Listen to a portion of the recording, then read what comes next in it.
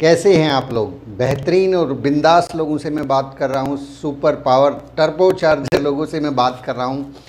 आज की इस सुबह सवेरे की सभा में मैं आप सब साथियों का ब्यूटीफुल सिटी चंडीगढ़ से स्वागत करता हूँ। आप सब लोग बहुत ही बेहतरीन हैं। सब लोगों को गुड मॉर्निंग, नमस्कार, जय आरसीएम, आदाब, सत श्री अकाल। साथियों, आज बेहद खुशी का दिन है। सबसे पहली खुशी तो ये है कि हम लोग इस 90 दिन की जो पाठशाला है, इस पाठशाला के 1 महीना पूरा कर चुके हैं आज, और आज दूसरा महीना है। पहली जुलाई से हमने इस पाठशाला को शुरू किया था और इसका 1 महीना बहुत अच्छे से आप सब लोगों के प्यार, प्रेम, सहयोग और आशीर्वाद से जो है हमने लगभग 1/3 जो रास्ता है वो पार कर लिया है, और अभी 2 हिस्से और हमारे पास हैं। उनको भी बहुत अच्छे से आप सब लोगों के प्यार, आशीर्वाद और सहयोग से जो है हम पार करने वाले हैं। क्योंकि ये 90 दिन का एक ऐसा कॉन्सेप्ट, एक ऐसा प्रोडक्ट हम कह सकते हैं, एक ऐसा विचार तैयार हो रहा है कि एक व्यक्ति आए, आरसीएम बिजनेस को ज्वाइन करे और अपने हिस्से की कामयाबी को वो अपने आप अपने पैरों पर खड़ा होके खुद ले ले और बहुत सारे लोगों को कामयाब कर दे। चलिए, कल क्लोजिंग थी, बहुत अच्छा रहा। हर महीने की 30 तारीख को, 31 तारीख को क्लोजिंग होती है और उस क्लोजिंग से बहुत अच्छे परिणाम आते हैं। उस क्लोजिंग के अंदर जो बहुत से लोग हैं जिन्होंने धुआंधार बैटिंग की है, बहुत से लोगों ने जो है बिगिनर से लेकर छोटे छोटे लेवल हैं, छोटे छोटे कदम हैं, वो बढ़ाए हैं। बहुत से साथी हैं जिनका वाइटल लेवल अचीव हुआ है। तो सबसे पहले तो वाइटल लेवल्स का जो है मैं बहुत तहे दिल से बहुत सम्मान करना चाहूँगा। उन सब को बहुत सारी, ढेर सारी बधाइयाँ देना चाहूँगा कि जिन भी साथियों ने बिगिनर से लेके और कोई भी लेवल, वाइटल लेवल, जैसे कि कुछ साथियों के नाम मेरे पास 1-2 साथियों के नाम कुछ आए हैं, बाकियों के नाम आते रहेंगे।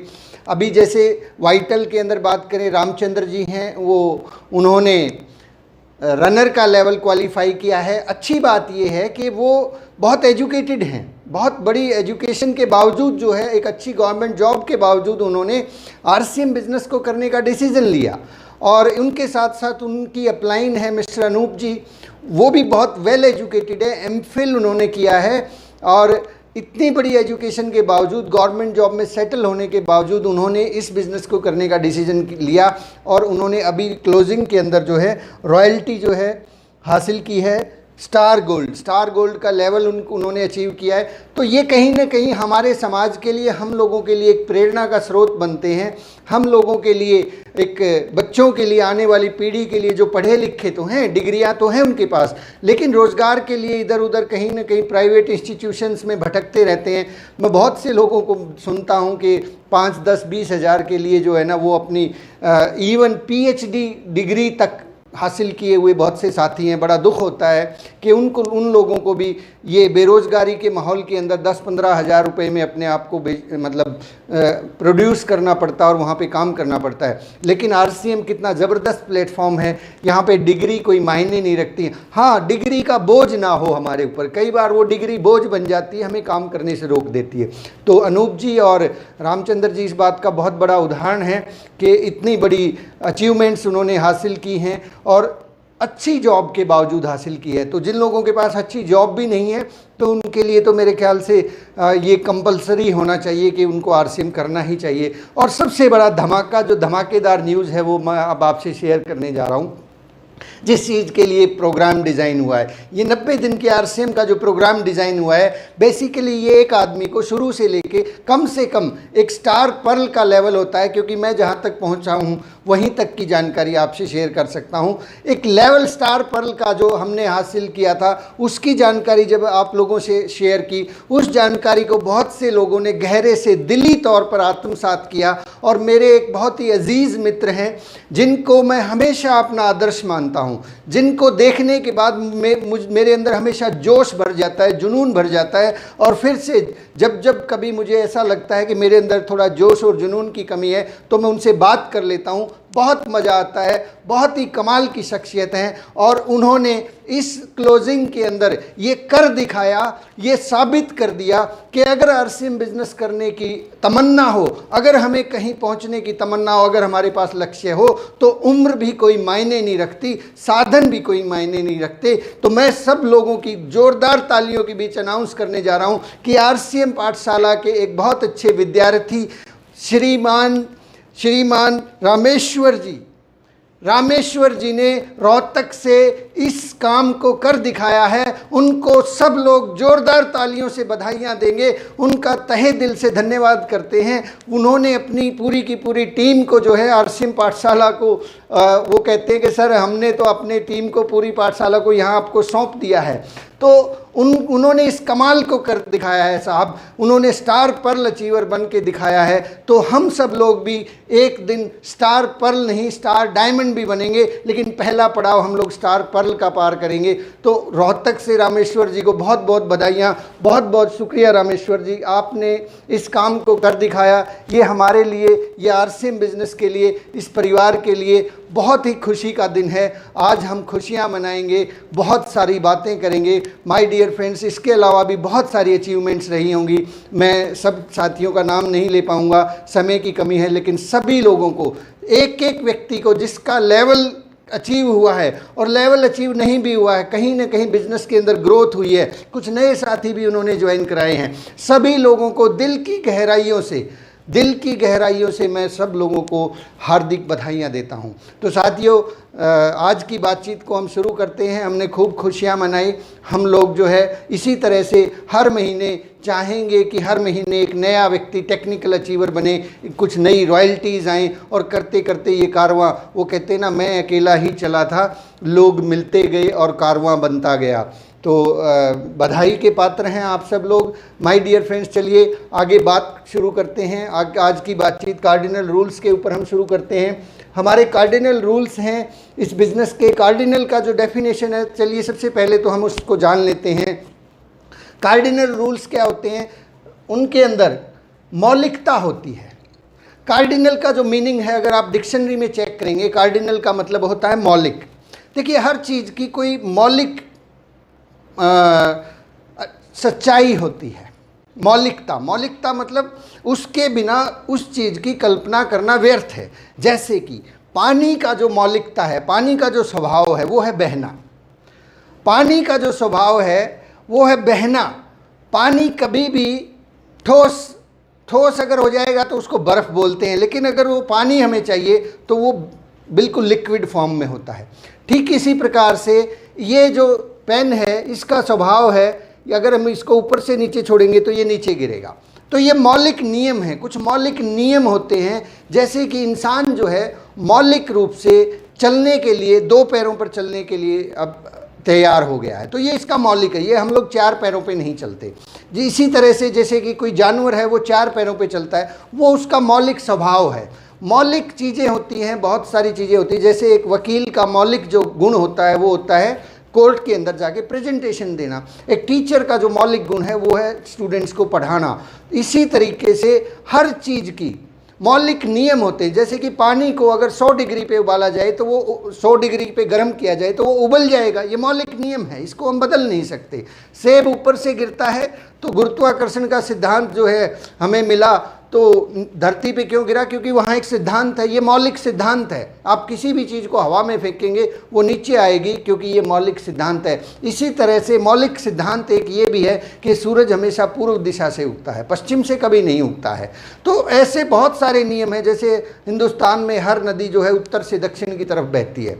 पानी का काम है बहना। समंदर का मौलिक है, समंदर का मौलिक क्या है कि वो खारा पानी होता है, वहाँ मीठा पानी नहीं होता। तो इस तरीके से बहुत सारी चीज़ें जो है मौलिक होती हैं। ठीक उसी प्रकार से किसी भी चीज़ को वैसा बनने के लिए उस मौलिक सिद्धांत को अपनाना पड़ता है। अगर हम वैसा सिद्धांत को अपनाएंगे तो हम आगे बढ़ पाएंगे। चलिए आज हम बात करते हैं मौलिक सिद्धांतों की, कार्डिनल रूल्स की। आरसीएम बिजनेस के अंदर बहुत सारे ऐसे नियम, प्रिंसिपल आप लोगों ने सीखे। बहुत सारे 6 बेसिक्स के बारे में हमने बात की, 8 कोर स्टेप्स के बारे में हमने जाना, और बहुत सारी ट्रेनिंग्स में हमने जो है बातचीत की। लेकिन उस बातचीत के साथ साथ एक और जो बड़ी चीज़ है वो है इस बिज़नेस के मौलिक नियम। इन नियमों के बिना ये बिज़नेस नहीं चलता है।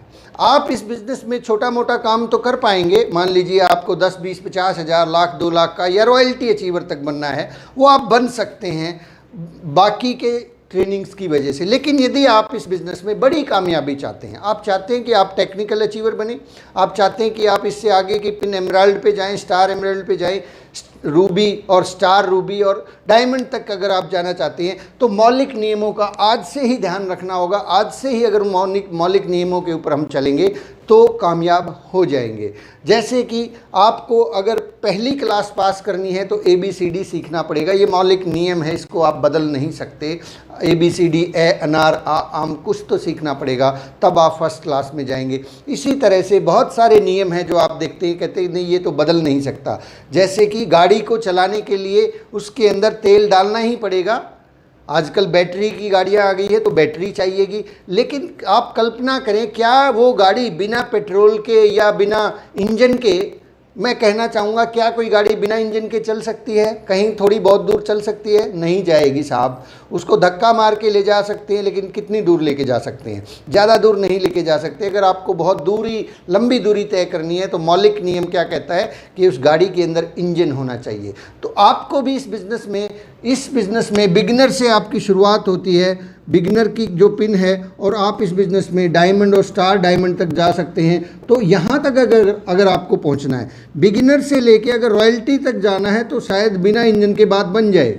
ये एक छोटा पड़ाव है, थोड़ी दूरी की बात है, लेकिन ये यहाँ से अगर आप स्टार डायमंड पे जाना चाहते हैं तो आप शुरू से ही मौलिक नियमों का अगर पालन करेंगे तो आपको कामयाबी जल्दी से मिलेगी, तेज़ी से मिलेगी, और मिलेगी, पक्का मिलेगी। मतलब कोई इसमें संशय रखने वाली बात ही नहीं है। तो सबसे पहला जो मौलिक नियम है वो है सक्रिय व बढ़ती हुई अपलाइन से विचार विमर्श के बिना कोई भी नया कदम ना उठाएं। सक्रिय व बढ़ती हुई अपलाइन के विचार विमर्श के बिना कोई भी नया कदम ना उठाएं। अपलाइन के साथ काउंसलिंग करना आप लोगों ने सीखा। 8 कोर स्टेप्स का जो हमारा टॉपिक था उसके अंदर हमने सीखा कि अपलाइन के साथ हमें महीने में एक बार या 40 दिन में एक बार काउंसलिंग करनी चाहिए। लेकिन ये उससे मिलता जुलता टॉपिक आपको लगता है, लेकिन इसमें और उसमें बहुत फ़र्क है। आप काउंसलिंग करते हैं, उस टाइम भी आप सारी चीज़ें शेयर करते हैं, लेकिन जब आप इस बिज़नेस में आते हैं, आप इस बिज़नेस को शुरू करते हैं, तो आपको ये बिज़नेस, कहते हैं कि ये नए आदमी को ये बिज़नेस अलग ही तरह से दिखता है। किसी को आम के जैसा दिखता है, किसी को अमरूद के जैसा दिखता है, किसी को तरबूज के जैसा दिखता है, किसी को किसी रूप में दिखता है, किसी को किसी रूप में दिखता है। अलग अलग व्यक्ति को अलग अलग रूप में ये बिज़नेस दिखता है।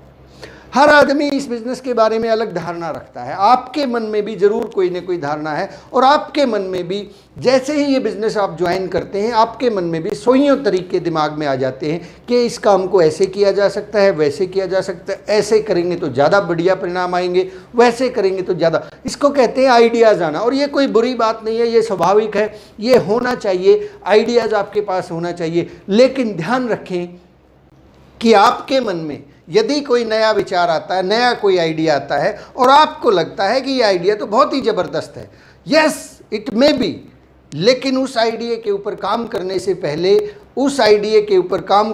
पहले आपको अपनी जो सक्रिय और बढ़ती हुई अपलाइन है, सक्रिय और बढ़ती हुई अपलाइन की डेफिनेशन आपने पिछले एपिसोड्स में देखी कि कौन है अपलाइन, एक्चुअली कौन है, उनसे विचार विमर्श करना है, उनसे सलाह ले ले इस बात की कि मेरे दिमाग में ये नया आइडिया आया है, मैं इस तरीके से चाहता हूँ कि इस तरीके से काम करूँ।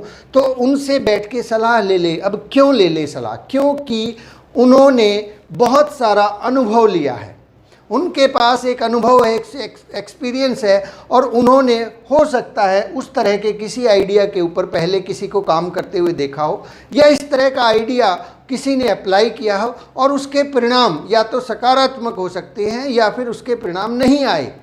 तो कहीं ना कहीं जब हमारे दिमाग में कोई विचार आता है तो वो 2 काम करता है। नया विचार, न्यू आइडिया, पहला काम वो ये कर सकता है, आपका बहुत सारा समय बचा सकता है। देखिए, यदि तो आइडिया बहुत अच्छा है और आपने उसको अपने तक सीमित रखा तो ये भी कोई बहुत बढ़िया बात नहीं है। क्योंकि उस आइडिया की वजह से बहुत से लोगों को फ़ायदा हो सकता था। आरसीएम बिजनेस को फ़ायदा हो सकता था, आपकी अपलाइन को फ़ायदा हो सकता था, आपकी डाउनलाइन को फ़ायदा हो सकता था, आपके सहयोगी लाइंस को फ़ायदा हो सकता था, आरसीएम का माहौल बन सकता था।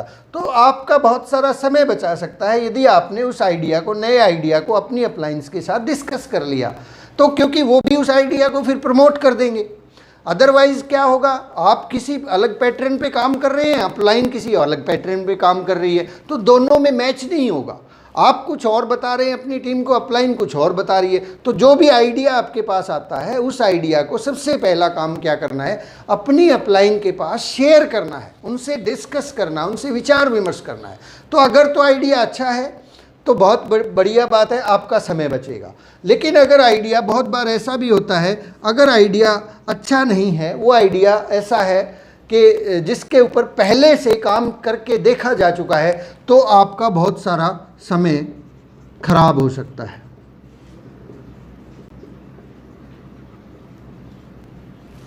अगर वो आइडिया ठीक नहीं है, तो वो आइडिया अगर बाई चांस आपने अप्लाई कर दिया, आपने उस आइडिया के ऊपर काम करना शुरू किया और 6 महीने बाद आपने देखा कि उसके रिजल्ट तो ज़ीरो हो गए, उसके रिजल्ट तो आ ही नहीं रहे, या फिर उसकी वजह से नेगेटिव रिजल्ट आते हैं, तो वहाँ भी, उस सूरत में भी यदि ये नॉलेज आपके अपलाइन को होगी, आप उनसे डिस्कस कर चुके होंगे, तो वो आपको बता देंगे कि देखिए इस प्रकार के आइडियाज़, इस तरह की चीज़ों को हमने पहले भी इस्तेमाल करके देखा है, इस तरह से करने से इस तरह के रिजल्ट आते हैं, जो हमारे लिए ठीक नहीं है या जो हमारे लिए उतने ज़्यादा फ़ायदेमंद नहीं है। हम बने बनाए रास्ते पर जो पहले से बना हुआ है उसके ऊपर काम करेंगे तो ज़्यादा बेहतर होगा। तो आपका बहुत बार ऐसा होता है कि एक व्यक्ति एक बिल्कुल नए आइडिया के ऊपर काम करता है और करते करते 1 साल बाद उसको पता लगता है ओह ये तो सारी गलती होगी मेरे से। अब 1 साल जो चला गया है, चलो पैसे चले गए कोई बात नहीं, आपका पैसा तो वापस आ जाएगा, लेकिन जो 1 साल का समय है वो जो चला गया वो कहाँ से वापस आएगा। न केवल आपका चला गया है, आपकी पूरी टीम का बहुत सारा समय चला गया है।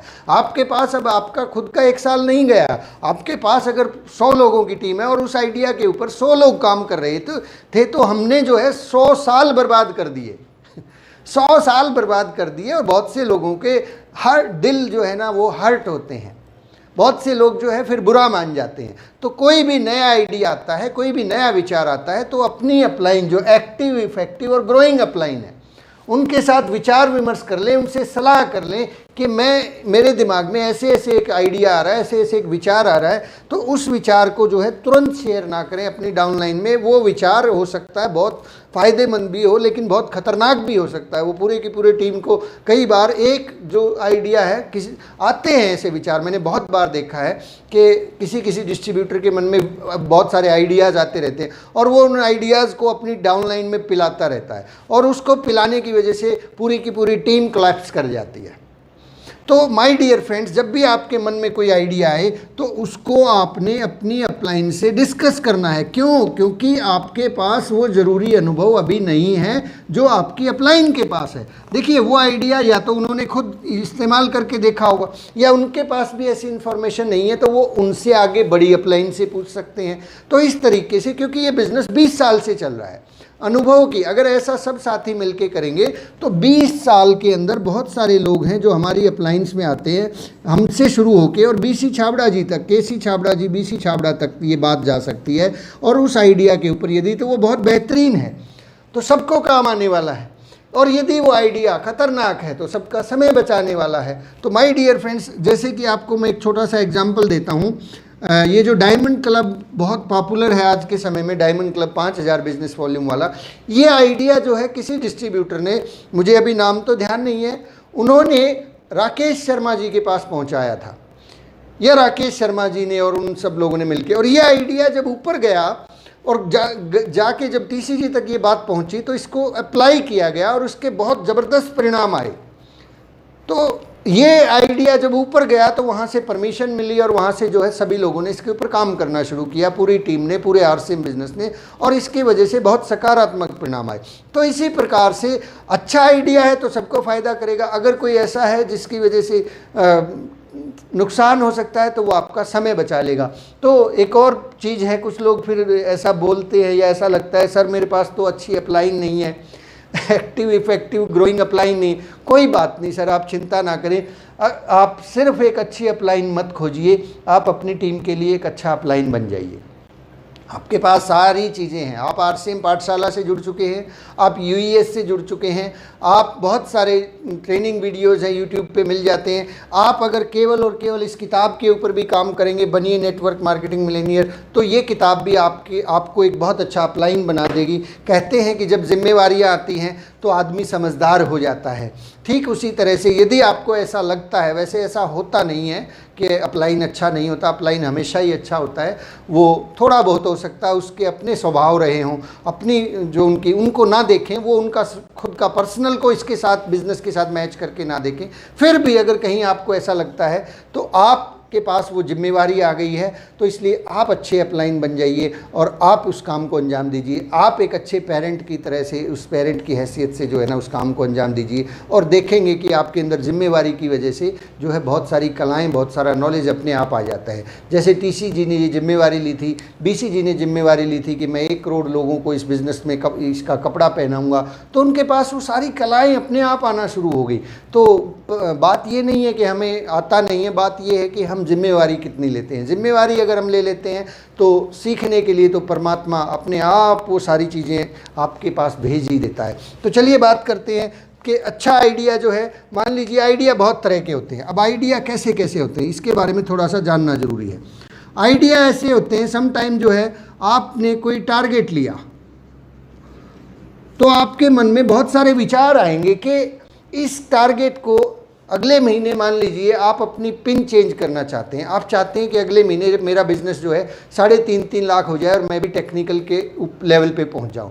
तो इस काम को अंजाम देने के लिए आपके दिमाग में बहुत सारे विचार आएंगे।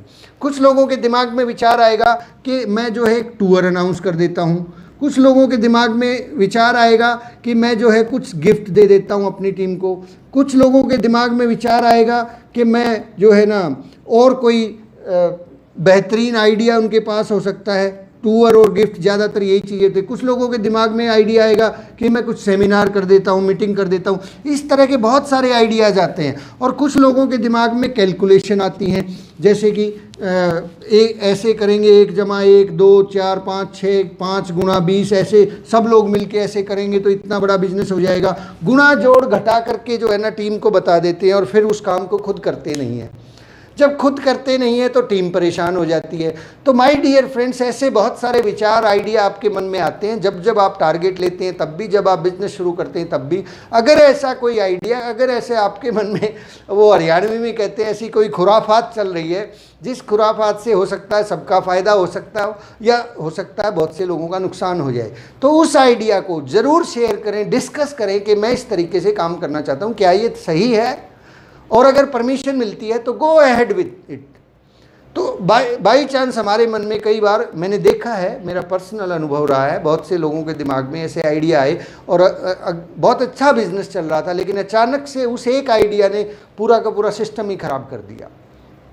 तो एक्टिव, इफेक्टिव और ग्रोइंग अपलाइन से अपने आइडिया को शेयर करें। कई बार कुछ लोग नया प्लान ही गढ़ देते हैं, न्यू प्लान दिखाने का एक तरीका है, बहुत सिंपल और सरल होना चाहिए। प्लान दिखाने का आपका जो तरीका है वो बहुत सिंपल और सरल होना चाहिए। मैंने भी कोशिश किया था कि आपको एक सरल सा प्लान जो है, मार्केटिंग प्लान मैं आपको तैयार करके दूँ, वो 8-9 मिनट का आपको इसी चैनल पे मिल जाएगा। वो बहुत सिंपल है, उसमें कोई बहुत ज़्यादा बड़ी बड़ी बातें नहीं हैं, बहुत सिंपल और सरल कुछ चीज़ें पेश की गई हैं। तो प्लान को हमेशा सिंपल ही रखें। कई बार आदमी धीरे धीरे करके जब थोड़ा आगे बढ़ता है तो वो उस प्लान को ही चेंज कर देते हैं, उस प्लान को दिखाने का तरीका ही बदल देते हैं, और उस तरीके को बदलने की वजह से ओके आपको रिजल्ट आ रहे हैं, लेकिन क्या वो डुप्लीकेटेबल है, क्या उससे टीम को फ़ायदा हो रहा है? फिर आप लोग कहते हैं कि सर सारी टीम मेरे ही पीछे पड़ी रहती है, कोई खुद प्लान दिखाता ही नहीं, हमेशा मुझे ही लेके जाते हैं। पंगा भी तो आपने ही लिया था ना, आपने ही तो अपना नया प्लान डिज़ाइन कर लिया था, आपने ही तो अपने तरीके से लोगों को प्लान दिखाना शुरू कर दिया था। अब वो प्लान ना तो आपकी अपलाइन दिखा रही है, ना उनको वैसा दिखाना आता, ना डाउनलाइन दिखा पा रही है, और ना सहयोगी लाइन है, ना सेमिनारों में वो प्लान दिखाया जाता। तो ये आपका आइडिया आपको ही बहुत भारी नुकसान पहुंचा रहा है। तो ऐसे नए तरीके से प्लान दिखाना, ऐसे नए तरीके ना गढ़ें, और अगर गढ़ लिए हैं तो उनको अपनी अपलाइन से डिस्कस करें कि मैं अब इस तरीके से काम करना चाहता हूँ किसी प्रोडक्ट की। अब ये प्लान की बात हमने की, अब सेलिंग की बात करते हैं। सेलिंग करने के लिए बहुत सारे तरीके हैं, लेकिन सेलिंग करने के लिए भी कई बार बहुत से लोग बिल्कुल ऐसे यूनिक आइडिया लेके आते हैं जिससे बहुत फ़ायदा हुआ है भूतकाल में। लेकिन कई बार ऐसे आइडिया आए हैं सेलिंग के ऊपर कि उन तरीक़ों की वजह से बहुत सारे लोगों का नुकसान भी हो गया है। जैसे बहुत से लोगों ने पीछे जो अभी स्टार डायमंड क्लब चलता था, डायमंड क्लब से बड़ा 25,000 बिजनेस वॉल्यूम, वो उन लोगों ने भी करना शुरू कर दिया जो सेलिंग बिल्कुल भी जानते नहीं थे। उन्होंने 25,000 बिजनेस वॉल्यूम का यानी कि 50 से 60,000 बिजनेस वॉल्यूम अपने घर में प्रोडक्ट रखना शुरू कर दिया, सेलिंग किया ही नहीं। तो वो आइडिया उन लोगों के लिए बड़ा खतरनाक हो गया। तो यहाँ पे अगर सलाह ले ली जाती कि मैं इस काम को कर तो रहा हूँ, स्टार डायमंड क्लब अगर आप शुरू करना चाहते हैं तो अपनी अपलाइन से डिस्कस कर लें, क्योंकि ये एक ऐसी चीज़ है वो आपको बता सकते हैं कि आप ये कर सकते हैं कि नहीं कर सकते। अगर वो नहीं हो रहा है आपसे तो फिर से डिस्कस करें कि कैसे करूं। फिर भी नहीं हो रहा है तो उसके अंदर कुछ चेंजेस कर सकते हैं। तो माय डियर फ्रेंड्स, जब भी कोई नया आइडिया, नया विचार आता है उसको डिस्कस कर लेना चाहिए। किससे? एक्टिव, इफेक्टिव और ग्रोइंग अपलाइन से, ताकि आपका नुकसान ना हो। तो सेलिंग के अंदर भी बहुत सारे आइडिया आते हैं। कुछ लोग कैनोपी लगाते हैं, कुछ लोग डोर टू डोर सेलिंग करना चाहते हैं, कुछ लोग अपनी दुकान से सेलिंग करना चाहते हैं, कुछ लोग दुकानदारों के पास जाके सेलिंग करना चाहते हैं। सो मैनी आइडियाज़, सेलिंग के ऊपर तो भरे पड़े हैं आइडियाज़। वैसे इसका ये तो बहुत बड़ा टॉपिक हो जाएगा, लेकिन सेलिंग से संबंधित आपके दिमाग में अगर कोई कुछ चल रहा है तो अपनी अपलाइन से पूछ लें, उनसे सलाह ले लें कि क्या मैं इस तरीके से काम करूँगा तो क्या ये तरीका सही रहेगा। तो इस तरीके से जो आइडिया आते हैं। तो आपको अगला एक और चीज़ है, आप नया स्टेशन शुरू करना चाहते हैं, नया स्टेशन, आप नए एरिया में बिजनेस शुरू करना चाहते हैं, ये भी नया आइडिया है। आप आउट ऑफ टाउन ग्रुप जाके बिजनेस शुरू करना चाहते हैं तो अपनी अपलाइन से सलाह ले लीजिए, उनसे बैठ के डिस्कस कर लीजिए कि क्या मैंने वहाँ बिज़नेस शुरू किया है तो क्या मुझे करना चाहिए। तो ऐसे बहुत सारे आइडियाज़ आपके दिमाग में आते हैं, आपके दिमाग में बहुत सारी ऐसी बातें चलती रहती हैं जो आपको इस बिज़नेस में बहुत तेज़ी से आगे भी बढ़ा सकती हैं और बहुत तेज़ी से पीछे भी धकेल सकती हैं। तो ध्यान रखें इस बात का कि अपनी एक्टिव, इफ़ेक्टिव और ग्रोइंग अपलाइन से डिस्कस किए बिना कोई भी नया कदम इस बात से भी समझ सकते हैं, मैंने इस बात पे बहुत फोकस किया है। नया कदम मतलब कोई ऐसा काम जिसको आपने अपनी अपलाइन को करते हुए नहीं देखा है, अपलाइन को करते हुए नहीं देखा।